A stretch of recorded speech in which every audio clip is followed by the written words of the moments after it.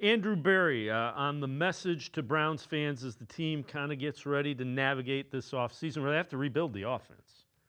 It's really two things, I think. In the immediate term, we're going to hire the best coaching staff that we possibly can. Todd mentioned earlier today, it's not just about one person, but it's about the players and the staff that you put around your central decision makers. We're looking forward to investing in this offensive roster and the amount of flexibility that we're provided both from a resource standpoint and due to Todd's background, we're excited about the different possibilities and the different avenues we can go. And a lot of what we think through and what we talk through will be reflective of that. So I use that, Scott, to set you up to talk about the article you wrote with Browns look like they're getting ready to kind of embrace a youth movement. Yeah, I mean, Andrew Berry and Jimmy Haslam both said it during the day we were out there when they hired announced Todd Monken as a coach. And I get there's a couple of things that strike me about that.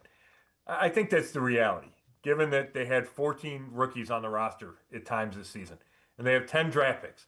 So even if 10 of the rookies from last year stick around, and 7 of the rookies from this draft class stick around, that's 17 guys. That's a third of your roster, pretty much.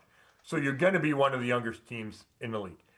On top of that is they have decided not to go, Andrew Berry says something like, I don't think we're going to be signing those 32-year-old free agents to get us over the hump. So that keeps you younger than skewing the roster older. So I think realistically, I get it. And it's part of this 2 or 3 year plan to rebuild the roster without blowing it up, without tearing it down, as you try to work through the Deshaun Watson issues and the salary cap issues because of Deshaun Watson and the lack of draft picks from the Deshaun Watson trade. So I get it. I just think also it sets some expectations or maybe lowers some expectations in January and February, right? Which just struck me as a little weird.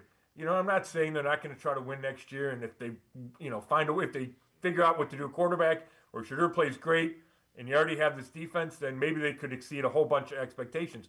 But when you are so upfront about how young you're going to be, probably going to be the youngest team in the league, I think that's a way of telling your fans to brace for what could be more difficulties. Now, I know they don't expect to just win 5 games, but there's growing pains when you're that young.